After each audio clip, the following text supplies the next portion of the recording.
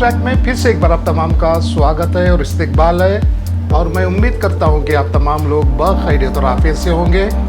शरंगेज़ बयानात का सिलसिला काफ़ी अरसे से चला रहा है। शरंगेज़ बयानात का सिलसिला 2014 के बाद बहुत ही ज़ोर और शोर के साथ ज़ोर पकड़ा है, और बीजेपी जब से इक़्तिदार में आई है इसमें इजाफा ही इजाफा होते जा रहा है, और हर रोज़ कोई ना कोई मौजू, कोई ना कोई ऐसा मुद्दा सर उबार रहा है जिसकी वजह से एक मज़हब के लोगों के जज्बात को ठेस पहुंचाने की कोशिश की जा रही है। पिछले माह भी एक ऐसा ही मुद्दा उठाया गया था जिसमें कुछ लोगों ने अपने हाथ में कुदाल उठाकर हर मस्जिद के नीचे मंदिर तलाश करने की कोशिश कर रहे थे, लेकिन कुछ दिनों के बाद ये मामला ठंडा पड़ गया, और इसकी असल वजह ये थी कि अमेरिका के जंगलात में आग लगने की वजह से ये लोग कुछ घबरा से गए थे। हालांकि ये तमाम शरंगेज़ बयानात और शरंगेज़ हरकत जो होते हैं, ये ऐसा महसूस होता है कि हुकूमत की तरफ से इसे स्पॉन्सर्ड किया जाता है और लोगों का ध्यान किसी तरह से भी बटाने की हुकूमत कोशिश करती है। हुकूमत इक़्तिदार में आती है तो उनके पास सबसे ज़्यादा जो प्रायोरिटी होती है, सबसे ज़्यादा जिसे तरजीह देना होता है कि तमाम ग्रेजुएट्स को नौकरी दी जाए, महंगाई पे उनकी नज़र रखी जाए, और रुपये की गिरती साख पे उनका कंट्रोल होना चाहिए। आजकल ये देखने में आ रहा है कि हुकूमत इन तमाम चीज़ों पे ध्यान नहीं देती, और तमाम बेरोज़गार लोगों के लिए एक काम उन्हें हर रोज़ दिया करती है, जिसका जिक्र मैंने अभी अभी किया है कि लोगों के हाथ में वो कुदाल देते हैं और उनसे ये कहा जाता है कि जाकर किसी मस्जिद के तहे में मंदिर ढूंढने की कोशिश करें। तमाम अवाम का ध्यान उस तरफ बढ़ जाता है, और तमाम का अवाम ना तो बेरोज़गारी की तरफ जाता है, ना तो गरीबी की तरफ जाता है, ना तो महंगाई की तरफ जाता है, और ना ही पेट्रोल के दाम की तरफ जाता है। इस तरह से ऐसे बहुत से दूसरे भी हरबे हुकूमत इस्तेमाल कर रही है, और आजकल हुकूमत कुछ बाबाओं का भी सहारा ले रही है, जिसमें धीरेन्द्र शास्त्री सरे फहरिस्त हैं। धीरेन्द्र शास्त्री का ये कहना है कि हम हिंदू राष्ट्र बनाएंगे, और हाल ही में उन्होंने कुंभ मेला में ये बयान भी दिया था कि जो कुंभ मेला में नहीं आएगा वो देशद्रोही कहलाएगा, और कुंभ मेला में की मौत हो गई उन्हें सीधा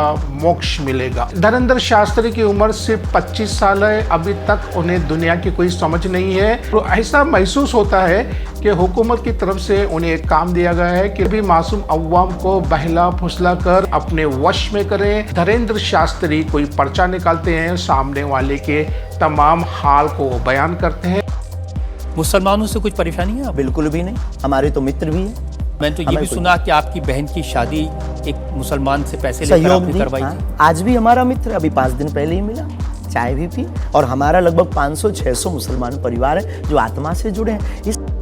अब बात करते हैं उस रियासत के वज़ीर आला की जिन्होंने अपना नाम भी तब्दील किया है, और इन्हें सड़कों का, शहरों का नाम तब्दील करने का बेइंतहा शौक है। वज़ीर आला के वालिदैन ने बचपन में इनका नाम रखा था अजय मोहन सिंह बिष्ट, लेकिन उन्होंने अपना नाम तब्दील करके योगी आदित्यनाथ रखा है। योगी आदित्यनाथ इससे पहले भी ऐसे कई शरंगेज़ बयानात दे चुके हैं, लेकिन हाल ही में एक नया बयान सामने आया है। फिर से एक बार ऐसा शरंगेज़ बयान सदन में दिया है, पार्लियामेंट में दिया है, जिसकी वजह से मुसलमानों के जज्बात को ठेस पहुंची है। पार्लियामेंट में इस बात को बड़े ज़ोर और शोर से कहा है कि अभी पढ़ी नहीं जाएंगी, और उन्होंने बहुत ही गलत अल्फाज का इस्तेमाल किया है। उनका कहना है कि उर्दू पढ़ने के बाद एक कट मुल्ला बन जाएंगे। मुल्ला के असल मानी जाहिल, नाअहल और गंवार के होते हैं। उर्दू पढ़ने के बाद ज़्यादातर लोग जाहिल और नाअहल हो जाते हैं। उर्दू के बारे में बहुत से लोगों ने बहुत सी बातें कही थी। उर्दू जुबान के खिलाफ ऐसे कई बयानात हमारी नज़र से गुजर चुके हैं, और इसमें एक ये बयान ये भी था कि उर्दू को हम इस जहां से मिटा देंगे। किसी कमबख्त ने ये बात भी उसने उर्दू में कही थी। कुछ दिन पहले जावेद अख्तर साहब कहीं मंच पर बोल रहे थे, किसने उनसे यही सवाल पूछ लिया, उन्होंने एक बड़ा अच्छा शेर बोला, अगर मैं ठीक याद कर रहा हूँ उन्होंने कहीं बोला था वो शेर, और ये शेर उर्दू पे नहीं है, इसको आप हिंदी पे अप्लाई कर लीजिए। कोई आपको हिंदी पे डराए तो हिंदी पे अप्लाई कर लीजिए। शेर ये बोला, उर्दू को हम एक रोज मिटा देंगे जहां से। किसी ने कहा कि हम उर्दू खत्म कर देंगे। उर्दू को हम एक रोज मिटा देंगे जहां से, ये बात भी कमबख्त ने उर्दू में कही है। अजीबोगरीब बातें हैं। हिंदी बोलने वाला 10 वाक्य बोल के दिखाए और उर्दू का एक शब्द इस्तेमाल ना करे। उर्दू बोलने वाला 10 वाक्य बोल के दिखाए, संस्कृत से बदला हुआ कोई शब्द इस्तेमाल ना करे, करके दिखा दे। सलीके से हवाओं में जो खुशबू घोल सकते हैं, अभी कुछ लोग बाकी हैं जो उर्दू बोल सकते हैं। ये उर्दू एक ऐसी जुबान है जिसमें सलीका है, शाइस्तगी है और मिठास है, और इसे समझना ऐसा कोई मुश्किल काम नहीं है। आइए अब आपको बताता हूं, उर्दू को लेकर बहुत बवाल होता है। उर्दू का ताल्लुक किससे है ये आपको बताता हूं कि उर्दू आखिर कहां से आई, किसकी भाषा है ये उर्दू। कुछ लोग उर्दू को विदेशी भाषा भी मानते हैं। उर्दू पाकिस्तान की राष्ट्र भाषा है तो लगा कि ये विदेशी है, लेकिन उर्दू भाषा की शुरुआत भारत में मेरठ से हुई। इसका जन्म मेरठ में हुआ है। उर्दू के लिए अरबी फारसी लिपि का इस्तेमाल होता है और बताया जाता है कि उर्दू भाषा का जन्म 11वीं सदी में हुआ, यानी भारत में मुगलों के आने से पहले से उर्दू बोली जाती थी। गंगा और यमुना नदियां मेरठ के पास से गुजरती हैं, इसलिए यह कहा गया धीरे धीरे कि गंगा जमुना तहजीब की भाषा है ये। पहले इसे हिंदवी और हिंदुस्तानी भी कहा जाता था उर्दू को। और उर्दू भारत में जम्मू कश्मीर और तेलंगाना की राजभाषा है, जबकि उत्तर प्रदेश में इसे अतिरिक्त भाषा का दर्जा मिला हुआ है। यानी उर्दू कोई विदेशी भाषा नहीं, भारत से ही दुनिया में फैली है। और पाकिस्तान में 11% लोग ही उर्दू बोलते हैं, जबकि भारत में 4 करोड़ लोग उर्दू बोलते हैं। ये लगभग आंकड़ा है। सुनिए जरा, ये जो हंगामा सियासत में हो रहा है, क्या कह रहे हैं सियासतदान जी कि अब किसी भी बात का कोई वजन नहीं रह गया है। समाजवादी पार्टी के लोगों ने कब किस भाषा का अपमान किया? नेताजी ही एक ऐसे व्यक्ति रहे जिन्होंने देश के अंदर हिंदी भाषा के साथ साथ सभी क्षेत्रीय भाषाओं के सम्मान की हमेशा आवाज उठाई। योगी जी को केवल अनगढ़ बयानबाजी करनी है, जो उनको जिम्मेदारी मूल मिली है वो पूरी नहीं कर पा रहे हैं। पूरी तरह से उत्तर प्रदेश के अंदर व्यवस्था चौपट है। मुद्दा नहीं, अब विपक्ष के भाई केवल हो हल्ला करना, तो अब इनकी संख्या देखते जाइए ना, घटती जा रही है। ये 2012 में कहाँ थे, 2025 में कहाँ है? ये इसलिए क्योंकि जो प्रमुख मुद्दे हैं, जो जनता से जुड़ी हुई बातें, उस पर चर्चा नहीं करना चाहते, क्योंकि इतना बेहतर काम हुआ है कि बोलेंगे क्या, इसलिए ये भाग रहे हैं इसी। बॉलीवुड के तमाम 99.9 फिल्में उर्दू में बनती हैं। देखिए कितनी खूबसूरत भाषा उर्दू। उर्दू तहजीब देती है, तमीज देती है, इतनी खूबसूरत भाषा। आप जिस तरह से बात करते हैं, आपको उर्दू बेपढ़े लिखे को ऐसा जताती है जैसे कोई बहुत पढ़ा लिखा हो। 2 लफ्ज अगर आप ढंग के बोल दें तो क्या बात है। और हम लोग जब बात करें तो उर्दू में, मैं मुगल आजम देख रहा था पिछले दिनों, मैंने कई बार देखी, तो एक जब अनारकली को कैद कर लिया जाता है तो बादशाह अकबर उसे बुला के कहते हैं, कैद खाने के गर्म अंधेरों ने तेरी आरजुओं में वो चमक बाकी न रखी होगी जो कभी थी। कैद खाने के गर्म अंधेरों ने तेरी आरजुओं में वो चमक बाकी न रखी होगी जो कभी थी। अब हमको कहो जेल में तेरी ऐसी हो गई होगी। बॉलीवुड की हर फिल्म का डायलॉग उर्दू में लिखा जाता है, उर्दू में बोला जाता है और उसे उर्दू में ही अदा किया जाता है। लेकिन अगर मीर का कहा हुआ समझना है तो तुम्हें जामा मस्जिद की सीढ़ियों पर बैठना पड़ेगा। अहले उर्दू को समझना पड़ेगा। उर्दू वो होती है जिसमें मोहब्बत होती है, तो जब आप मोहब्बत करते हैं तो मुंह से शायरी ही निकलती है और वो उर्दू में ही निकलती है। उर्दू एक ऐसी जबान है जिसमें शहद जैसी मिठास है। पूरी हिंदी पट्टी पर पूरे हिंदुस्तान में एक आदमी ढूंढ के ला दीजिए जो 5 वाक्य बिना उर्दू का शब्द इस्तेमाल किए बोले। उर्दू तो कतरे कतरे में है, कतरे में। ये कैसा इश्क है उर्दू ज़बान का। इसी उर्दू के सिलसिले में मेरे एक चैनल बॉलीबज़ पे भी मैंने इसका जिक्र कर चुका हूँ कि बॉलीवुड उर्दू के बगैर अधूरी है। दिलीप कुमार साहब अपने डायलॉग उर्दू में लिखा करते थे, राजकुमार को उर्दू में डायलॉग लिख कर दिया करते थे। धर्मेंद्र बहुत अच्छी उर्दू बोलते हैं क्योंकि वो पंजाब के रहने वाले हैं। देखिए राज साहब का क्या है, मतलब उनको स्क्रिप्ट सीन वाइज बता दो, फिर उनको उर्दू में पूरी स्क्रिप्ट देनी पड़ती थी। हालांकि वो हाईली एजुकेटेड थे, इंग्लिश भी उतना जानते थे, वो MA थे, वो मास्टर ऑफ आर्ट। तो उस टाइम पे भी उनको उर्दू में चाहिए क्योंकि उनके डायलॉग ज़्यादा उर्दू में आते थे, पावरफुल उर्दू बोलते थे वो। तो उर्दू में उनको मैं स्क्रिप्ट देता था और फिर स्क्रिप्ट पढ़ने के बाद वो यस और नो बोल देते, उसके बाद सेट पे कोई चेंज कभी भी नहीं करते। हाँ, बात यह है कि कादरगर साहब जिन्होंने आज के महानायक को उर्दू बोलना सिखाया, उर्दू में डायलॉग अदा करने सिखाए, लेकिन ये महाशय जब भी कौन बनेगा करोड़पति में आते हैं तो हिंदी का ज़्यादा से ज़्यादा इस्तेमाल करते हैं। देवी और सज्जनों, लेकिन वो उर्दू कभी नहीं बोलते। हालांकि इस महानायक के तमाम डायलॉग उर्दू में लिखे जाते हैं और उनके राइटर हैं जावेद अख्तर। जावेद अख्तर ने सिलसिला में उनके लिए बहुत से ऐसे बेहतरीन डायलॉग लिखे और साहिर लुधियानी साहब ने भी अमिताभ बच्चन के लिए बहुत ही खूबसूरत नगमे उनके लिए लिखे। मैं पल दो पल का शायर हूँ, पल दो पल मेरी कहानी है। लेकिन इसके बावजूद अमिताभ बच्चन ने कभी उर्दू का इस्तेमाल अपने शोज़ में नहीं करते। हम सबको मलाल है कि जो अदाकार उर्दू की वजह से आज मशहूर हुए हैं, वो अदाकार कभी उर्दू की बात ही नहीं करते। कि दिलीप कुमार साहब के मशवरे पर लता मंगेशकर ने अपने लिए एक उर्दू का टीचर भी मुकर्रर किया था और उनके ज़रिए उन्होंने उर्दू सीखी थी। दिले नादा तुझे हुआ क्या है, आखिर इस दर्द की दवा क्या है। हम हैं मुश्ताक और वो बेजार, या इलाही माजरा क्या है।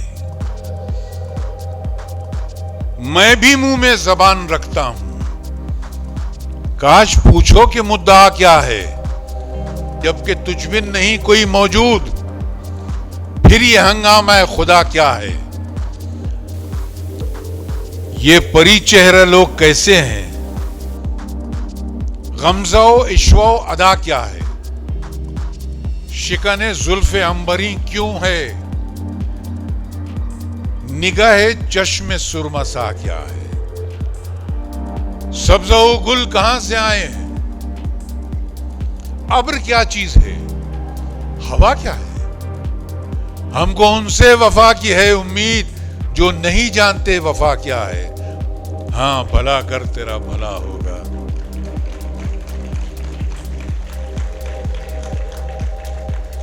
हाँ भला कर तेरा भला होगा। और दरवेश की सदा क्या है, मैंने माना कि कुछ नहीं गालिब, मैंने माना कि कुछ नहीं गालिब, मुफ्त हाथ आए तो बुरा क्या है। योगी आदित्यनाथ को पता नहीं क्या मुश्किलात पेश आ रहे हैं कि उर्दू के वो इतने मुखालिफ हो गए हैं। हर इंसान को हर जुबान बोलने का हक हासिल है। मद्रासी है तो मद्रासी बोलेगा, अगर वो गुजराती है तो गुजराती बोलेगा। और जिस रियासत में आदमी की पैदाइश होती है वहाँ की वो जुबान जोर और शोर से बोलेगा। लखनऊ जिसे उर्दू का गहवारा कहते हैं, यहाँ पे बेहतरीन उर्दू बोली जाती है। अगर कोई लखनवी किसी को गाली भी देता है तो बहुत ही शिस्तगी के साथ, बहुत ही एहतराम के साथ उर्दू में उन्हें बहुत ही एहतराम के साथ उन्हें गाली देता है। उर्दू एक ऐसी जुबान है जिसे हर कोई पसंद करता है, लेकिन हमारे देश में ऐसे भी कुछ लोग हैं जो उर्दू को नहीं पसंद करते, लेकिन वो बोलते ज़रूर उर्दू हैं।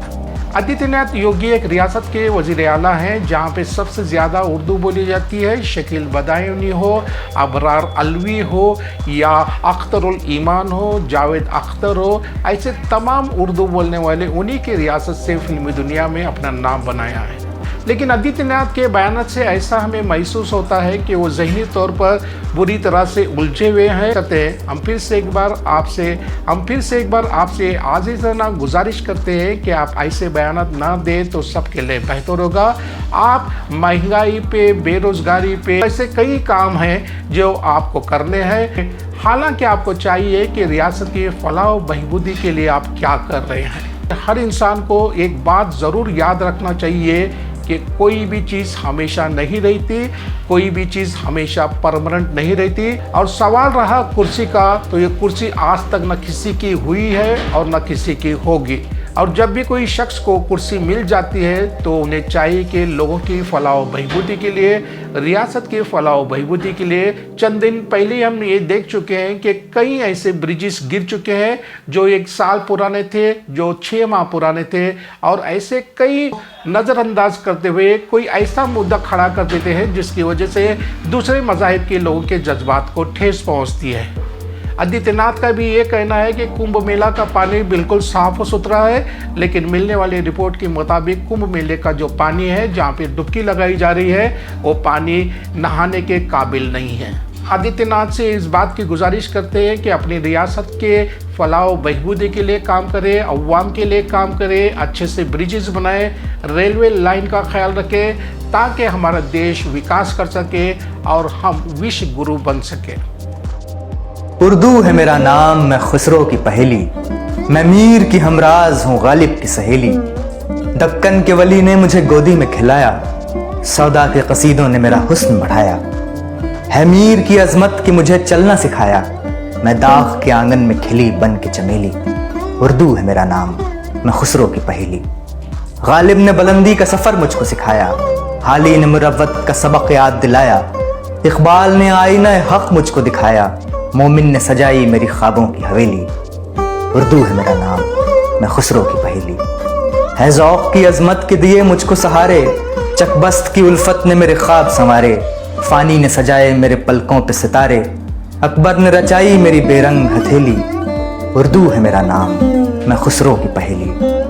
क्यों मुझको बनाते हो तासुब का निशाना, मैंने तो कभी खुद को मुसलमान नहीं माना, देखा था कभी मैंने भी खुशियों का जमाना, अपने ही वतन में हूं मगर आज अकेली, उर्दू है मेरा नाम मैं खुसरो की पहेली।